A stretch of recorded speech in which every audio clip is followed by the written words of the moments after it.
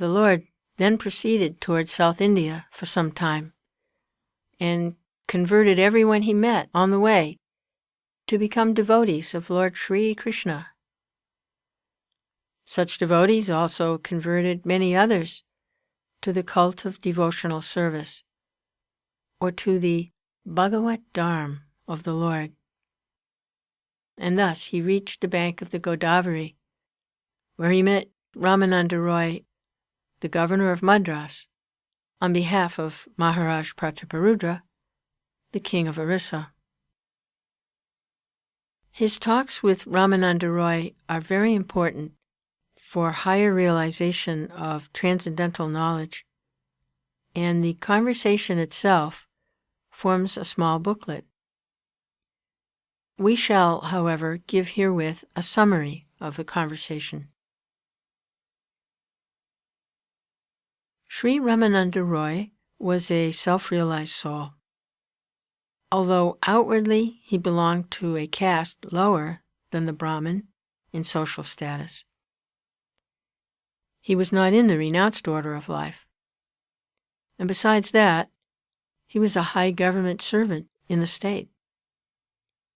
Still, Sri Caitanya Mahaprabhu accepted him as a liberated soul on the strength of the high order of his realization of transcendental knowledge. Similarly, the Lord accepted Srila Haridas Thakur, a veteran devotee of the Lord, coming from a Mohammedan family.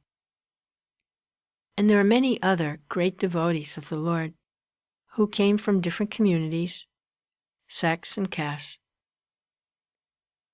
The Lord's only criterion was the standard of devotional service of the particular person.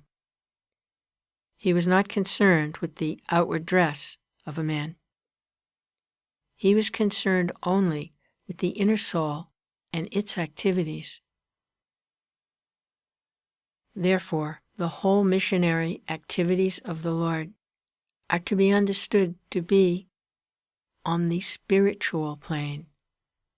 And as such, the cult of Sri Caitanya Mahaprabhu, or the cult of Bhagavatam, has nothing to do with mundane affairs, sociology, politics, economic development, or any such sphere of life. Śrīmad-Bhāgavatam is the purely transcendental urge of the soul. When he met Sri Ramananda Roy on the bank of the Godavari, the Varnashram Dharma followed by the Hindus was mentioned by the Lord. Sri Ramananda Roy said that by following the principles of Varnashram Dharma, the system of 4 castes and 4 orders of human life, everyone could realize transcendence. In the opinion of the Lord, the system of Varnashram Dharma is superficial only, and it has very little to do with the highest realization of spiritual values. The highest perfection of life is to get detached from the material attachment and proportionately realize the transcendental, loving service of the Lord. The personality of Godhead recognizes a living being who is progressing in that line. Devotional service is, therefore, the culmination of the culture of all knowledge.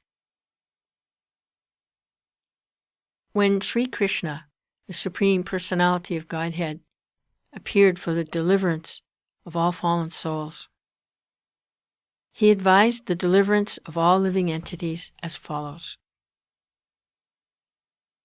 The Supreme Absolute Personality of Godhead, from whom all living entities have emanated, must be worshipped by all their respective engagements, because everything that we see is also the expansion of His energy. That is the way of real perfection, and it is approved by all bona fide acharyas, past and present.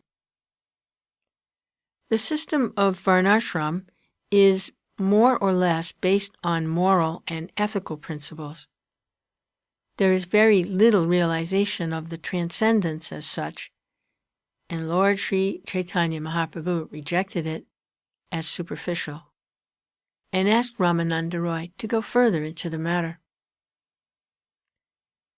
Sri Ramananda Roy then suggested renunciation of fruitive actions unto the Lord. The Bhagavad Gita advises in this connection, quote, "Whatever you do, whatever you eat, whatever you give, as well as whatever you perform in penance, offer to me alone." End quote. This dedication on the part of the worker suggests that the personality of Godhead is a step higher than the impersonal conception of the varnashram system. But still, the relation of the living being and the Lord is not distinct in that way. The Lord therefore rejected this proposition and asked Ramananda Roy to go further. Roy then suggested renunciation of the varnashram dharma and acceptance of devotional service. The Lord did not approve of this suggestion also, for the reason that all of a sudden one should not renounce his position, for that may not bring in the desired result. It was further suggested by Roy that attainment of spiritual realization, freed from the material conception of life, is the topmost achievement for a living being. The Lord rejected this suggestion also, because, on the plea of such spiritual realization, much havoc has been wrought by unscrupulous persons. Therefore, all of a sudden, this is not possible. The Roy then suggested sincere association of self-realized souls in hearing submissively the transcendental message of the pastimes of the personality of Godhead. This suggestion was welcomed by the Lord. This suggestion was made following in the footsteps of Brahmaji, who said that the personality of Godhead is known as Ajita, or the one who cannot be conquered or approached by anyone. But such Ajita also becomes Jita, conquered, by one method, which is very simple and easy. The simple method is that one has to give up the arrogant attitude of declaring oneself to be God himself. One must be very meek and submissive and try to live peacefully by lending the ear to the speeches of the transcendentally self-realized soul who speaks on the message of Bhagavatam, or the religion of glorifying the Supreme Lord and his devotees. To glorify a great man is a natural instinct for living beings, but they have not learned to glorify the Lord. Perfection of life is attained simply by glorifying the Lord in association with a self-realized devotee of the Lord. And there's a footnote here, which reads, "The International Society for Krishna Consciousness is formed for this purpose." End of footnote. The self-realized devotee is he who surrenders unto the Lord fully and does not have attachment for material prosperity.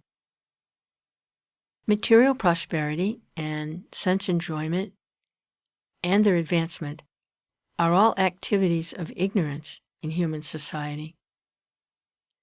Peace and friendship are impossible for a society detached from the association of God and his devotees.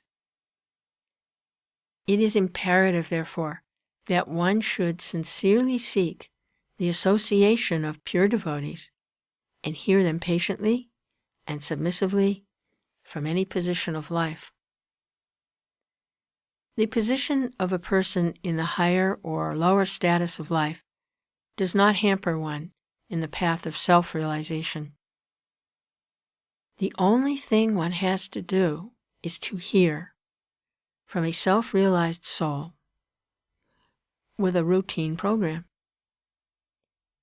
The teacher may also deliver lectures from the Vedic literatures, following in the footsteps of bygone acharyas who realized the absolute truth. Lord Sri Caitanya Mahaprabhu recommended this simple method of self-realization, generally known as Bhagavatam. Śrīmad-Bhāgavatam is the perfect guide for this purpose. Above these topics discussed by the Lord and Sri Ramananda Roy, there were still more elevated spiritual talks between the two great personalities, and we purposefully withhold these topics for the present because one has to come to the spiritual plane before further talks with Ramananda Roy can be heard. We have presented further talks of Srila Ramananda Roy with the Lord in another book, Teachings of Lord Caitanya. At the conclusion of this meeting, Sri Ramananda Roy was advised by the Lord to retire from service and come to Puri so that they could live together and relish a transcendental relationship. Some time later, Sri Ramananda Roy retired from the government service, took a pension from the king. He returned to his residence in Puri, where he was one of the most confidential devotees of the Lord. There was another gentleman at Puri of the name Sikhi Mahiti, who was also a confidant like Ramananda Roy. The Lord used to hold confidential talks on spiritual values with 3 or 4 companions at Puri, and he passed 18 years in that way in spiritual trance. His talks were recorded by his private secretary, Sri Damodar Goswami, one of the foremost intimate devotees. The Lord extensively traveled all over the southern part of India. The great saint of Maharashtra, known as Saint Tukaram, was also initiated by the Lord. Saint Tukaram, after initiation by the Lord, overflooded the whole of Maharashtra province with the Sankirtan movement, and the transcendental flow is still rolling on in the southwestern part of the great Indian peninsula. The Lord excavated from South India 2 very important old literatures, namely the Brahma Sanhita, and there's a footnote here which reads, Summary of Śrīmad-Bhāgavatam, end of footnote, and Krishna Karanamrita. And these 2 valuable books are authorized studies for the person in the devotional line. The Lord then returned to Puri after his South Indian tour. On his return to Puri, all the anxious devotees of the Lord got back their life, and the Lord remained there with continued pastimes of his transcendental realizations. The most important incident during that time was his granting audience to King Prataparudra. King Prataparudra was a great devotee of the Lord, and he considered himself to be one of the servants of the Lord, entrusted with sweeping the temple. This submissive attitude of the king was very much appreciated by Sri Caitanya Mahaprabhu. The king requested both Bhattacharya and Roy to arrange his meeting with the Lord. When, however, the Lord was petitioned by his 2 stalwart devotees, he flatly refused to grant the request, even though it was put forward by personal associates like Ramananda Roy and Sarvabhauma Bhattacharya. The Lord maintained that it is dangerous for a sannyasi to be in intimate touch with worldly, money-conscious men and with women. The Lord was an ideal sannyasi. No woman could approach the Lord even to offer respects.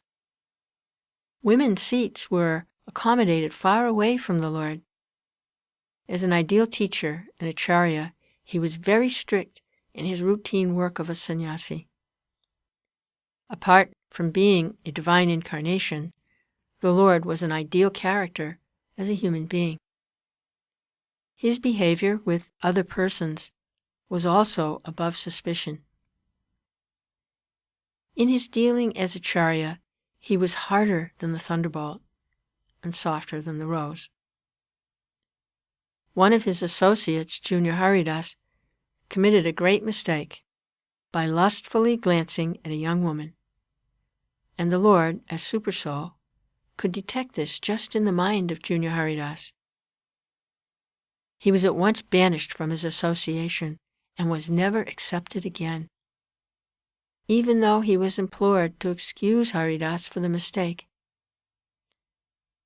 Junior Haridas afterwards committed suicide due to being disassociated from the company of the Lord, and the news of the suicide was duly related to the Lord. Even at that time, the Lord was not forgetful of the offense, and he said that Haridas had rightly met with the proper punishment.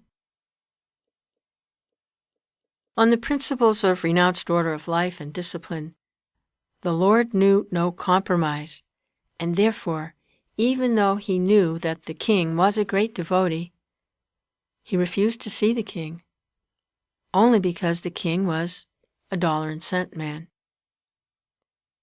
By this example, the Lord wanted to emphasize the proper behavior for a transcendentalist.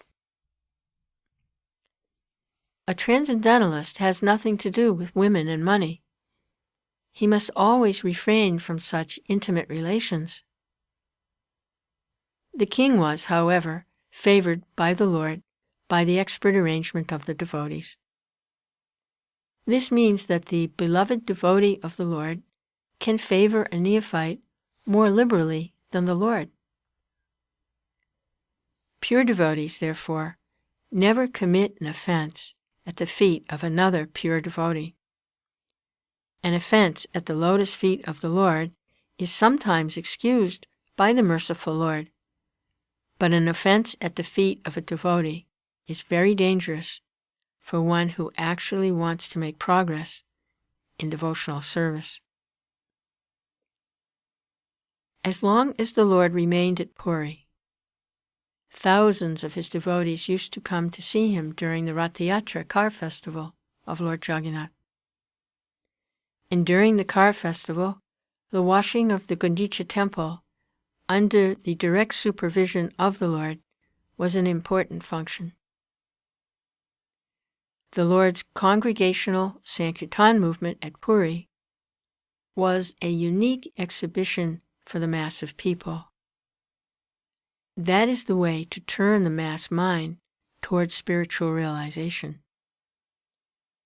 The Lord inaugurated this system of mass Sankirtan, and leaders of all countries can take advantage of this spiritual movement in order to keep the mass of people in a pure state of peace and friendship with one another. This is now the demand of the present human society all over the world. After some time, the Lord again started on his tour towards northern India. He decided to visit Vrindavan and its neighboring places. He passed through the jungles of Jharkhand, Madhya Bharat, and all the wild animals also joined his Sankirtan movement. The wild tigers, elephants, bears, and deer all together accompanied the Lord, and the Lord accompanied them in Sankirtan. By this, he proved that by the propagation of the Sankirtan movement, congregational chanting and glorifying the name of the Lord, even the wild animals can live in peace and friendship. And what to speak of men who are supposed to be civilized no man in the world will refuse to join the Sankirtan movement. Nor is the Lord's Sankirtan movement restricted to any caste, creed, color, or species. Here is direct evidence of his great mission. He allowed even the wild animals to partake in his great movement. On his way back from Vrindavan, he first came to Prayag, where he met Rupa Goswami, along with his younger brother Anupam. Then he came down to Benares. For 2 months, he instructed Srila Sanatan Goswami in the transcendental science. The instruction to Sanatan Goswami is in itself a long narration, and full presentation of the instruction will not be possible here. The main ideas are given as follows. Sanatan Goswami, formerly known as Dabir Khas, was in the cabinet service of the Bengal government under the regime of Nawab Hassan Shah. He decided to join with the Lord and thus retired from the service. On his way back from Vrindavan, when he reached Varanasi, the Lord became the guest of Sri Tapan Mishra and Chandrasekhar, assisted by a Maharashtra Brahmin. At that time, Varanasi was headed by a great sannyasi of the Mayavad school named Shripad Prakasananda Saraswati. When the Lord was at Varanasi, the people in general became more attracted to Lord Caitanya Mahaprabhu on account of his mass Sankirtan movement. Wherever he visited, especially the Vishwanath temple, thousands of pilgrims would follow him. Some were attracted by his bodily features, and others were attracted by his melodious songs glorifying the Lord. The Mayavad sannyasis designate themselves as Narayan. Varanasi is still overflooded with many Mayavad sannyasis. Some people who saw the Lord in his Sankirtan party considered him to be actually Narayan, and this report reached the camp of the great sannyasi Prakasananda. In India, there is always a kind of spiritual rivalry between the Mayavad and the Bhagavat schools, and thus, when the news of the Lord reached Prakasananda, he knew that the Lord was a Vaishnav sannyasi, and therefore he minimized the value of the Lord before those who brought him the news. He deprecated the activities of the Lord because of his preaching the Sankirtan movement, which was, in his opinion, nothing but religious sentiment. Prakasananda was a profound student of the Vedanta, and he advised his followers to give attention to the Vedanta and not to indulge in Sankirtan. One devotee Brahmin, who became a devotee of the Lord, did not like the criticism of Prakasananda, and he went to the Lord to express his regrets. He told the Lord that when he uttered the Lord's name before the sannyasi Prakasananda, the latter strongly criticized him, although he heard him uttering several times the name Caitanya. The Brahmin was astonished to see that the sannyasi Prakasananda could not vibrate the sound Krishna even once, although he uttered the name Caitanya several times. The Lord smilingly explained to the devotee Brahmin why the Mayavadi cannot utter the holy name of Krishna. Quote, the Mayavadis are offenders at the lotus feet of Krishna. Although they utter always Brahman, Atma, Caitanya, etc., and because they are offenders at the lotus feet of Krishna, they are actually unable to utter the holy name of Krishna. The name Krishna and the personality of Godhead Krishna are identical. There is no difference in the absolute realm between the name, form, or person of the Absolute Truth, because in the Absolute realm everything is transcendental bliss. There's no difference between the body and the soul for the personality of Godhead, Krishna. Thus, he is different from the living entity who is always different from his outward body. Because of Krishna's transcendental position, it is very difficult for a layman to actually know the personality of Godhead Krishna, his holy name and fame, etc. His name, fame, form, and pastimes are all one and the same transcendental identity. And they are not knowable by the exercise of material senses. The transcendental relationship of the pastimes of the Lord is the source of still more bliss than one can experience by realization of Brahman or by becoming one with the Supreme. Had it not been so, then those who are already situated in transcendental bliss of Brahman would not have been attracted by the transcendental bliss of the pastimes of the Lord. End quote. After this, a great meeting was arranged by the devotees of the Lord, in which all the sannyasis were invited, including the Lord and Prakasananda Saraswati. In this meeting, both the scholars, the Lord and Prakasananda, had a long discourse on the spiritual values of the Sankirtan movement, and a summary is given below. The great Mayavadi sannyasi Prakasananda inquired from the Lord as to the reason for his preferring the Sankirtan movement to the study of Vedanta Sutra. He said that it is the duty of a sannyasi to read the Vedanta Sutra. What caused him to indulge in Sankirtan? After this inquiry, the Lord submissively replied, quote, I have taken to the Sankirtan movement instead of the study of Vedanta because I am a great fool. End quote. The Lord thus represented himself as one of the numberless fools of this age who are absolutely incapable of studying the Vedanta philosophy. The fool's indulgence in the study of Vedanta has caused so much havoc in society. The Lord thus continued, quote, and because I am a great fool, my spiritual master forbade me to play with Vedanta philosophy. He said that it is better that I chant the holy name of the Lord, for that would deliver me from material bondage.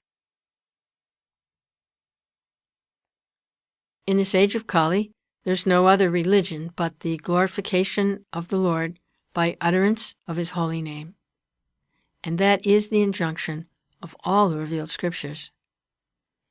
And my spiritual master has taught me one sloka from the Brihad Naradiya Purana, which is Harinama Harinama Harinama Eva Kevalam Kalo Nasteva Nasteva Nasteva Gahiranyata. So, on the order of my spiritual master, I chant the holy name of Hari, and I am now mad after this holy name. Whenever I utter the holy name, I forget myself completely, and sometimes I laugh, cry, and dance like a madman. I thought that I had actually gone mad by this process of chanting, and therefore I asked my spiritual master about it. He informed me that this was the real effect of chanting the holy name, which produces a transcendental emotion that is a rare manifestation. It is the sign of love of God, which is the ultimate end of life. Love of God is transcendental to liberation, mukti, and thus it is called the fifth stage of spiritual realization, above the stage of liberation. By chanting the holy name of Krishna, one attains the stage of love of God, and it was good that fortunately I was favored with the blessing." End quote. On hearing this statement from the Lord, the Mayavadi sannyasi asked the Lord, what was the harm in studying the Vedanta along with chanting the holy name? Prakasananda Saraswati knew well that the Lord was formerly known as Nimai Pandit, a very learned scholar of Navadvip, and his posing as a great fool was certainly to some purpose. Hearing this inquiry by the sannyasi, the Lord smiled and said, quote, "My dear sir, if you do not mind, I will answer your inquiry." End quote. All the sannyasis there were very much pleased with the Lord for his honest dealings, and they unanimously replied that they would not be offended by whatever he replied. The Lord then spoke as follows, quote, "Vedanta Sutra is comprised of transcendental words or sounds uttered by the transcendental personality of Godhead. As such, in the Vedanta there cannot be any human deficiencies like mistake, illusion, cheating, or inefficiency. The message of the Upanishads is expressed in the Vedanta Sutra, and what is said there directly is certainly glorified. Whatever interpretations have been given by Shankaracharya have no direct bearing on the sutra, and therefore such commentation spoils everything. The word Brahman indicates the greatest of all, which is full with transcendental opulences, superior to all. Brahman is ultimately the personality of Godhead, and he is covered by indirect interpretations and established as impersonal. Everything that is in the spiritual world is full of transcendental bliss, including the form, body, place, and paraphernalia of the Lord.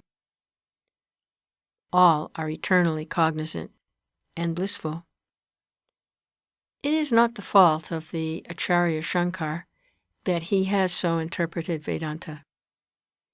But if someone accepts it, then certainly he is doomed.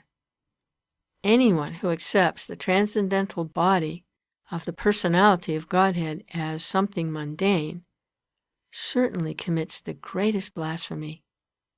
End quote. The Lord thus spoke to the sannyasi almost in the same way that he spoke to the Bhattacharya of Puri, and by forceful arguments he nullified the Mayavad interpretations of the Vedanta Sutra.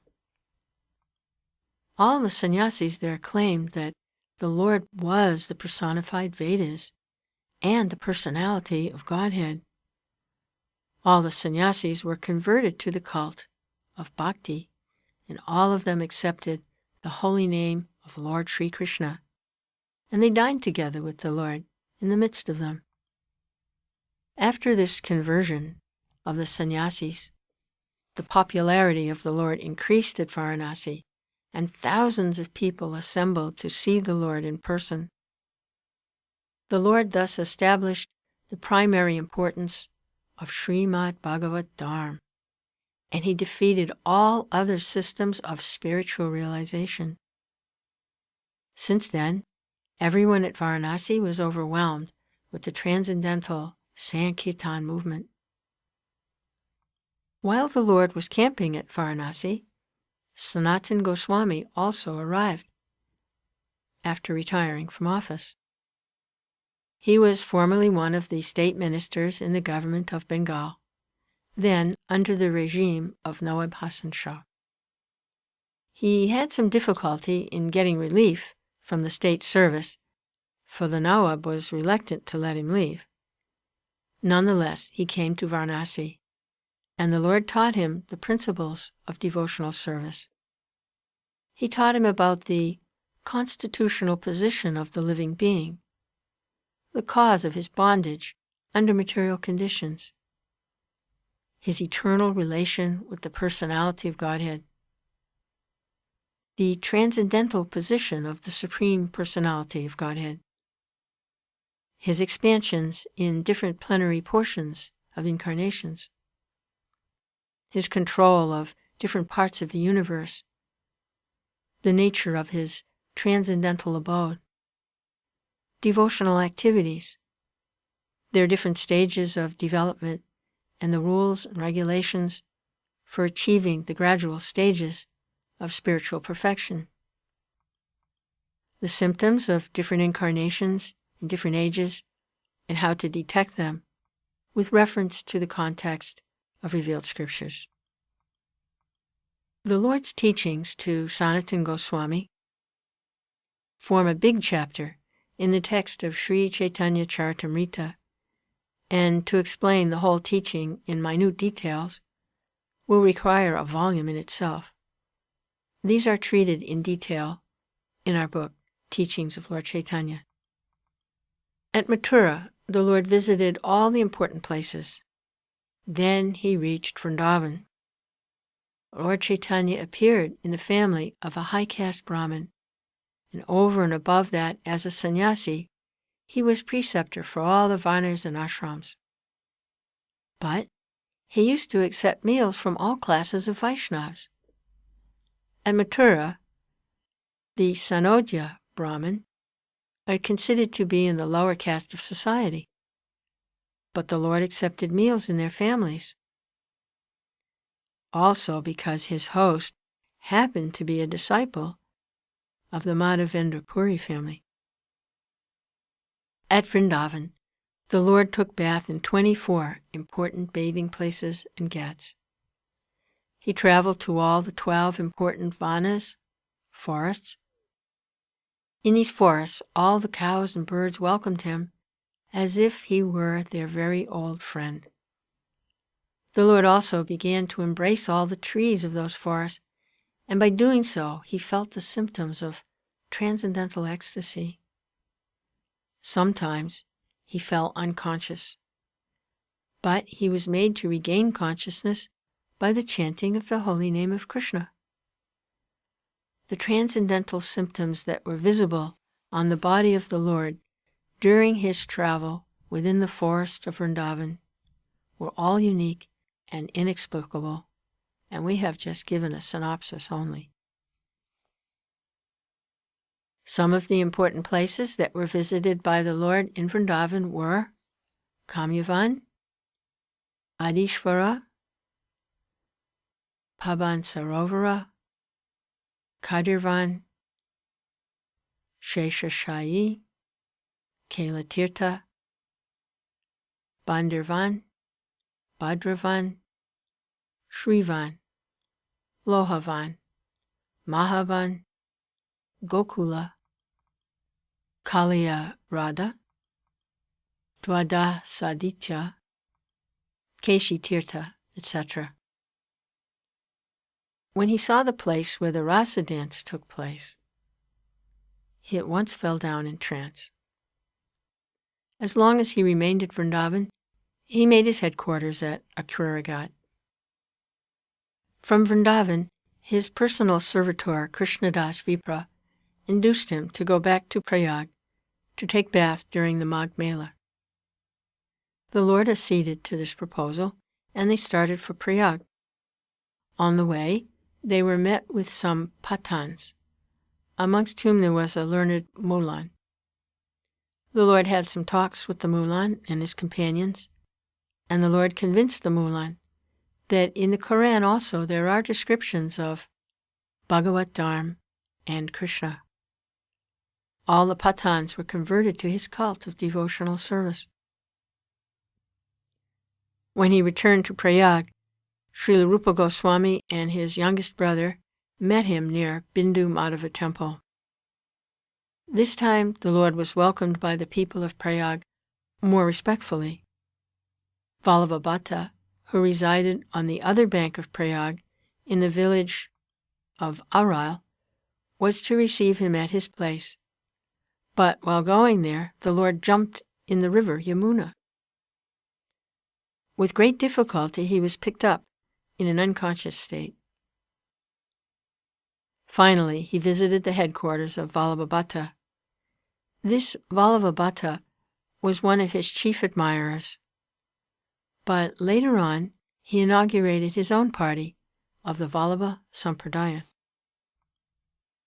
On the bank of the Dasasvamedha Ghat at Prayag, for 10 days continually, the Lord instructed Rupa Goswami in the science of devotional service of the Lord.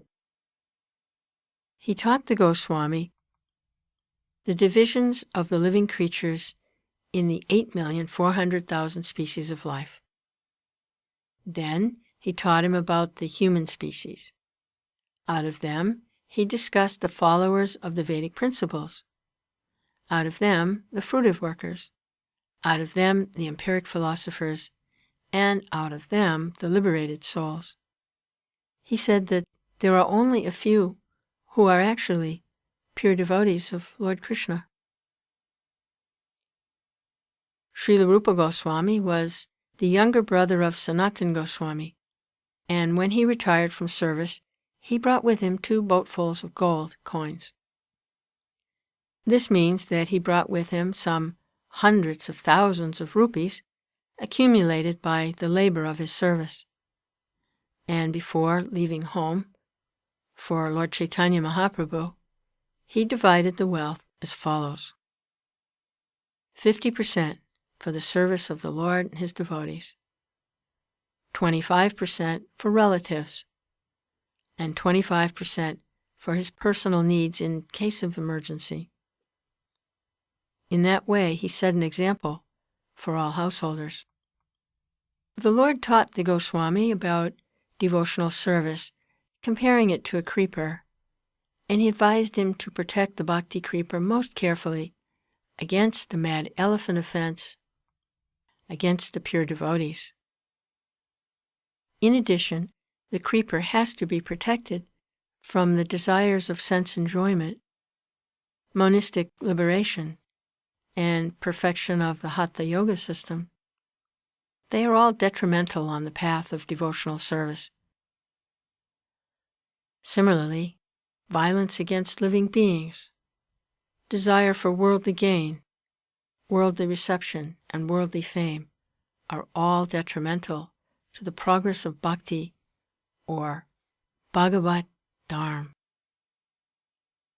Pure devotional service must be freed from all desires for sense gratification, fruitive aspirations, and culture of monistic knowledge. One must be freed from all kinds of designations, and when one is thus converted into transcendental purity, one can then serve the Lord by purified senses.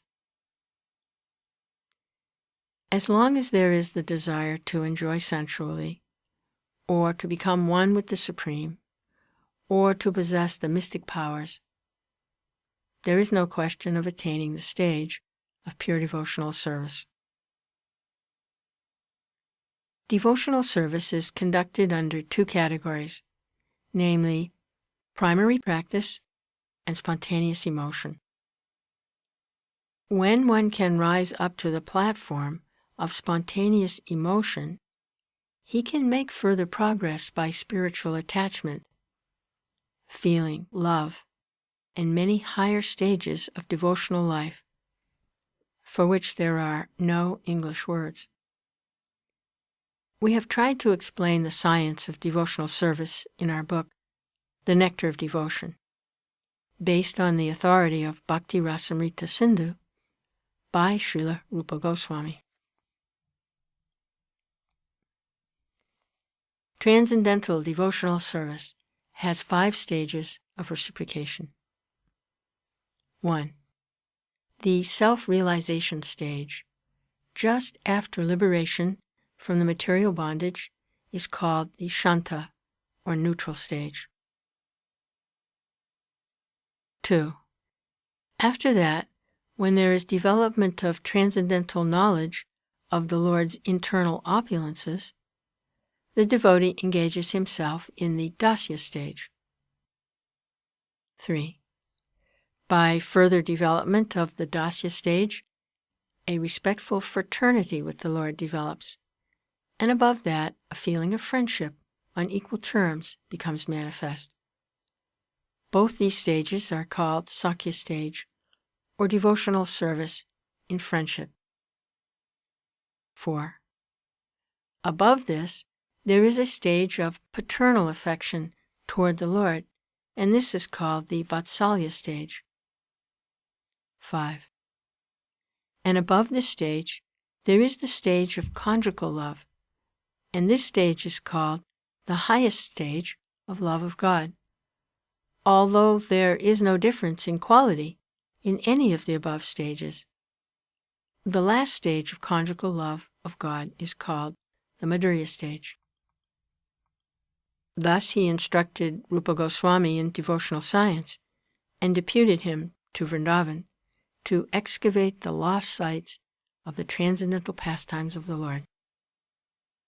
After this, the Lord returned to Varanasi and delivered the sannyasis and instructed the elder brother of Rupa Goswami. We have already discussed this. The Lord left only 8 slokas of his instructions in writing, and they are known as the Shikshastakam. All other literatures of his divine cult were extensively written by the Lord's principal followers, the 6 Goswamis of Vrindavan and their followers. The cult of Chaitanya philosophy is richer than any other, and it is admitted to be the living religion of the day with the potency for spreading as Vishwadharma, or universal religion. We are glad that the matter has been taken up by some enthusiastic sages like Bhaktisiddhanta Saraswati Goswami Maharaj and his disciples. We shall eagerly wait for the happy days of Bhagavatam or Premadharma inaugurated by Lord Sri Caitanya Mahaprabhu. The 8 slokas completed by the Lord are: 1. Glory to the Sri Krishna Sankirtan, which cleanses the heart of all the dust accumulated for years and extinguishes the fire of conditional life, of repeated birth and death. This Sankirtan movement is the prime benediction for humanity at large, because it spreads the rays of the benediction moon. It is the life of all transcendental knowledge. It increases the ocean of transcendental bliss, and it enables us to fully taste the nectar for which we are always anxious. 2. O my Lord, your holy name alone can render all benediction to living beings, and thus you have hundreds and millions of names like Krishna and Govinda. In these transcendental names, you have invested all your transcendental energies. There are not even hard and fast rules for chanting these names. O my Lord, out of kindness, you enable us to easily approach you by chanting your holy names. But I am so unfortunate that I have no attraction for them. 3. One should chant the holy name of the Lord in a humble state of mind, thinking oneself lower than the straw on the street. One should be more tolerant than a tree, devoid of all sense of false prestige, and should be ready to offer all respect to others. In such a state of mind, one can chant the holy name of the Lord constantly. 4. O Almighty Lord, I have no desire to accumulate wealth, nor do I desire beautiful women, nor do I want any number of followers. I only want your causeless devotional service, birth after birth. 5. O son of Maharaj Nanda Krishna, I am your eternal servitor, yet somehow or other I have fallen into the ocean of birth and death. Please Pick me up from this ocean of death and place me as one of the atoms of your lotus feet. 6. O my Lord, when will my eyes be decorated with tears of love, flowing constantly when I chant your holy name? When will my voice choke up? When will the hairs of my body stand on end at the recitation of your name? 7. O Govinda, feeling your separation, I'm considering a moment to be like 12 years or more. Tears are flowing from my eyes like torrents of rain, and I'm feeling all vacant in the world in your absence. 8. I know no one but Krishna as my Lord, and he shall remain so. Even if he handles me roughly in his embrace, or makes me broken-hearted by not being present before me, he is completely free to do anything and everything, for he is always my worshipful Lord, unconditionally.